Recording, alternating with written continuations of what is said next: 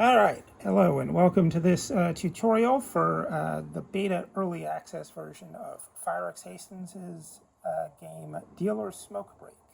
This is September 2nd, 2023.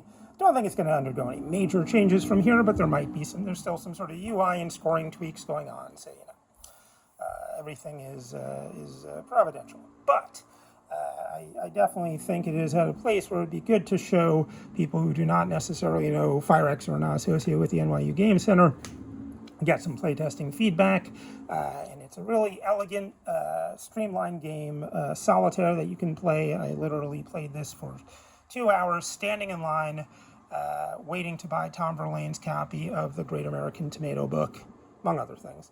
I also got 2 of his Don Martin paperbacks. But the point is, I had a good old time. This game has some real meaningful, strategic choices, but doesn't get bogged down. And without further ado, I'll show you how to play. So, you want a regular deck of cards, both jokers, one of which is just shuffled in here. I pre-shuffled this. The other of which, doesn't matter which, you pull and you place whatever this top card is the one card you will never see in this game. So hope it's not, for instance, the other joker, that is a wild card you'd like to have. But yeah, you will go through the other 52 cards in the deck, including this joker, which will be the final card you'll pull and how you know you're at the end of the game. Because the twist, as I said, you can play this game standing in line. This might seem like a small play area, but that's kind of the point.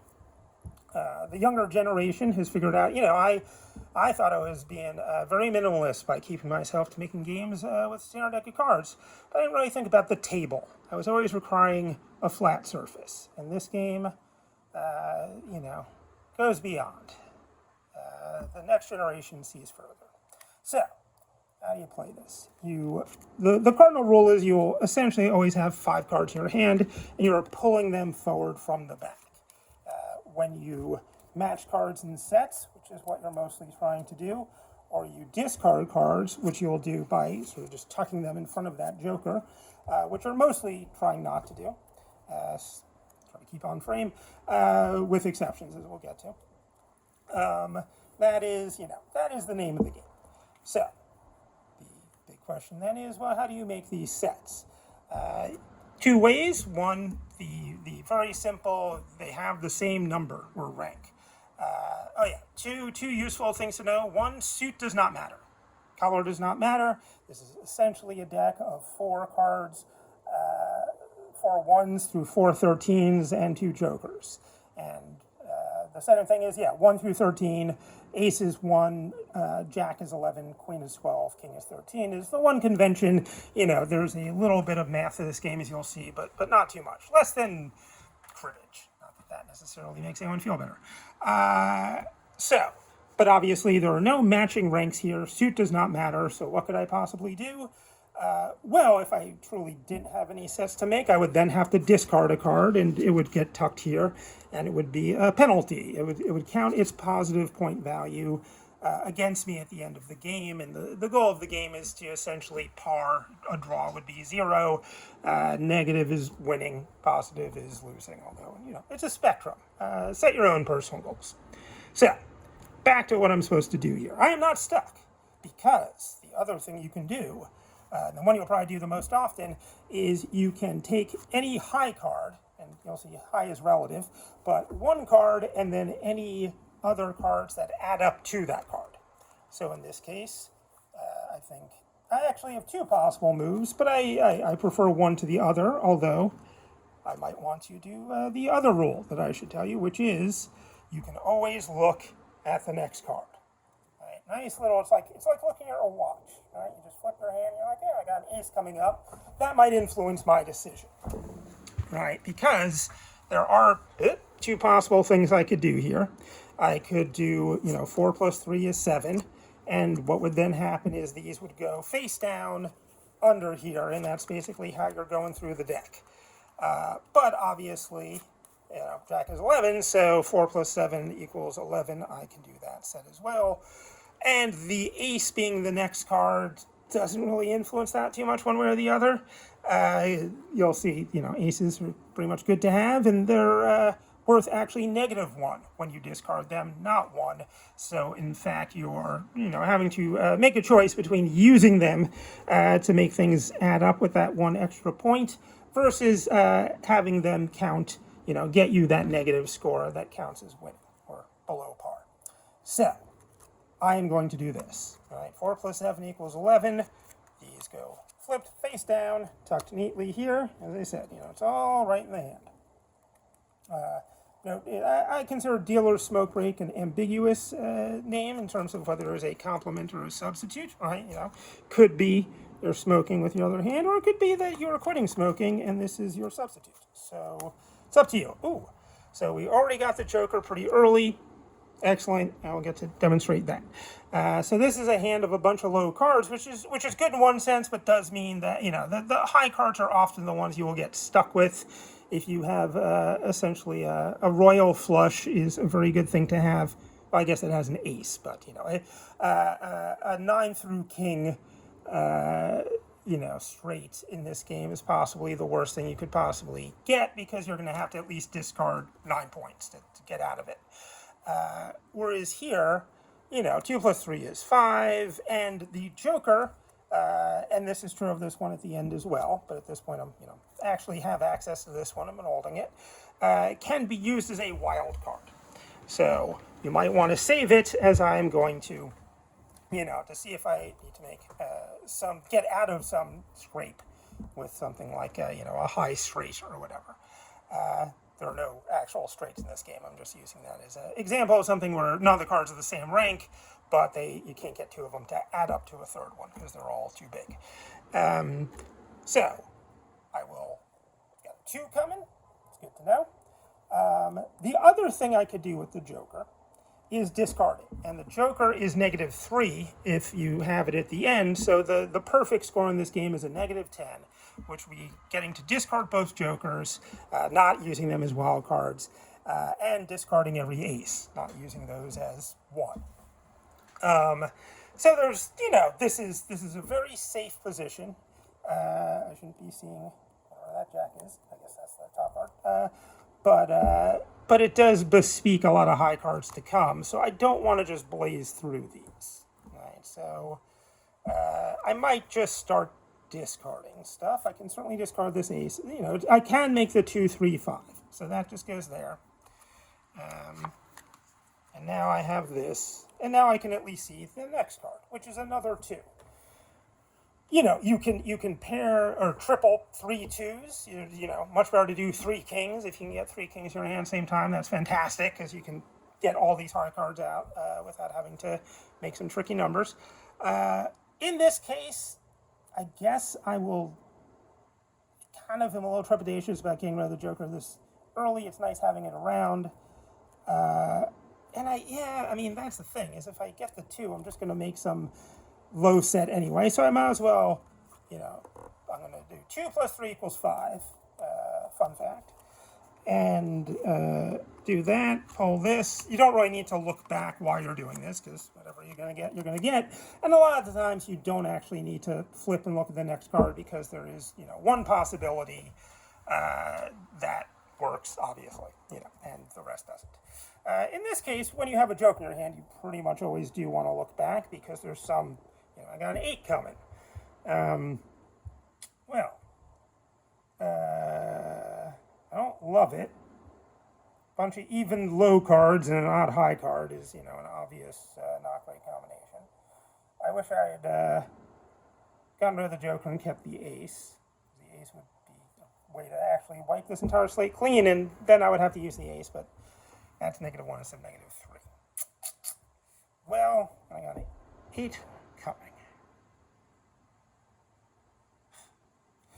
Okay, well, and this is the thing. You can look at the next card back here, but anytime you're doing anything but discarding, you are, making a set of at least 2 cards, meaning that, I'm going to keep the joker. I'm going to just, I don't like pairing off 2s. It's kind of a waste.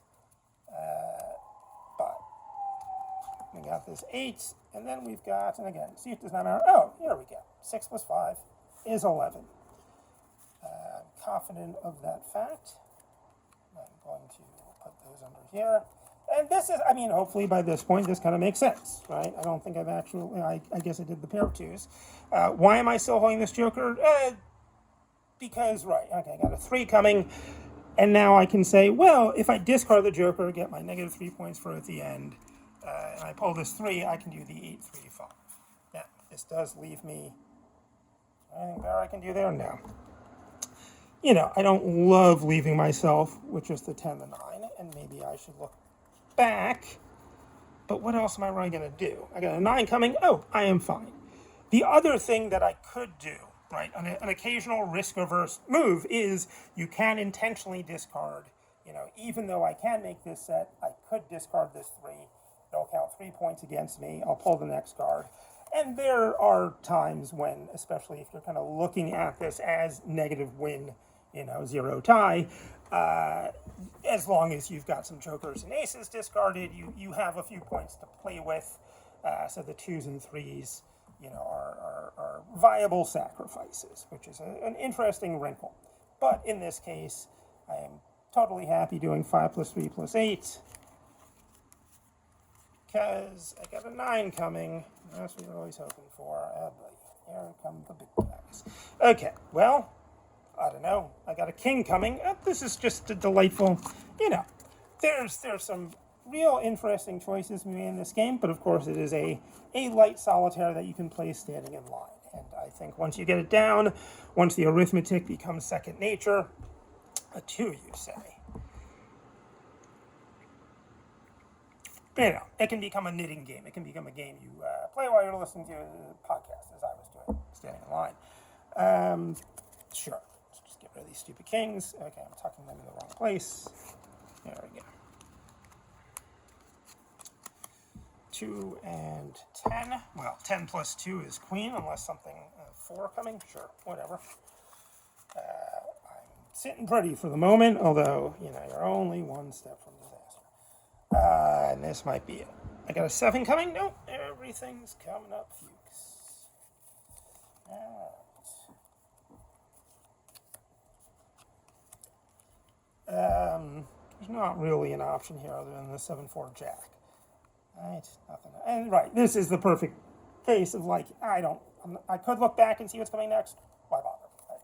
There's no other move I'm going to do. I'm not going to sacrifice a 4. Even if I knew a 10 was coming and that I might be screwed. Well, I don't like this at all. I mean, in retrospect, maybe I should look back and maybe I should have sacrificed a 4, although I don't think it really made a difference. I got a 4 coming. Okay, 8 plus 4 is 12. Well, here we go, right? I have, and keep in mind, this jack here I have not actually discarded yet. That is the final jack. That might be subject to change. I think this, having it at this 45-degree angle is an improvement since last time. I'm going to figure out what to do with that ending jack, joker, not jack. Obviously I'm getting flustered because my plans have gone up in dealer smoke break. Okay. Fine. I discarded a 6. That's going to count against me, but now I can, there's obviously just no other possible thing I'd want to do there. I'm going to just have to hope for the luck of the cards. 5. I like an odd card. God, you guys suck.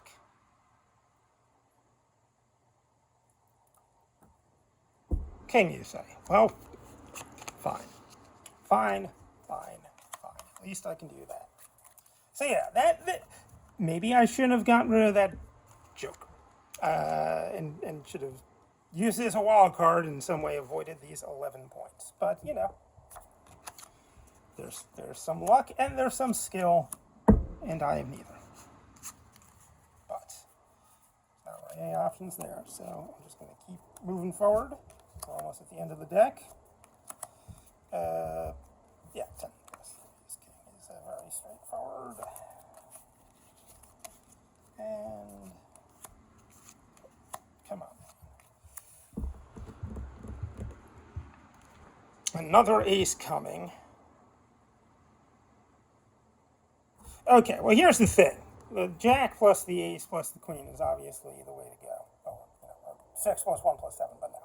But if I got another ace coming, I can at least discard that one, pull this one, see what's coming next. Another queen. And actually, then maybe I just... I mean, the 6-7 worries me slightly. And it's only 1 point. But on the other hand, and I'm already doomed, because I have 11 positive points. So there's no way I can win. But I do like to, you know, it's about keeping it from being a catastrophe. That's my motto. Fine. Let's go for it. There is no bonus for getting all 4 aces, just because that's another scoring thing. But there's no way that it is sort of mnemonically organic, if you know what I mean. It's not just one more rule. If anyone has any suggestions, because sure. Feels like getting it all should be something special, but also, -10 is a good perfect score. A 3.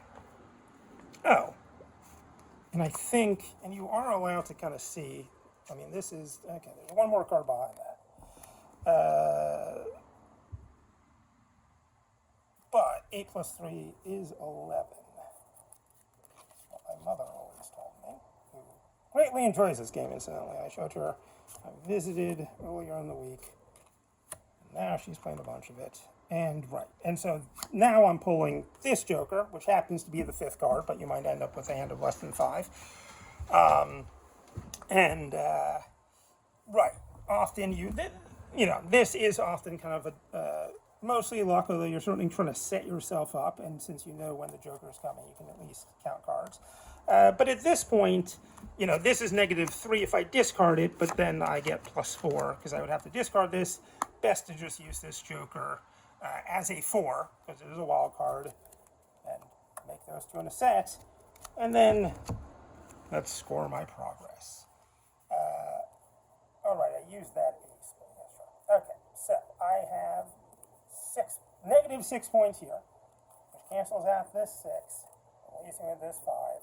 I have a score of 5, which on the great spectrum of things makes me, a mild loser. Anyway, hope you enjoyed that. If you have any questions, feel free to, I'll keep the comments on. I'm going to keep this video, I think, unlisted, but feel free to share it with people. And, yeah, let me know if you have any questions.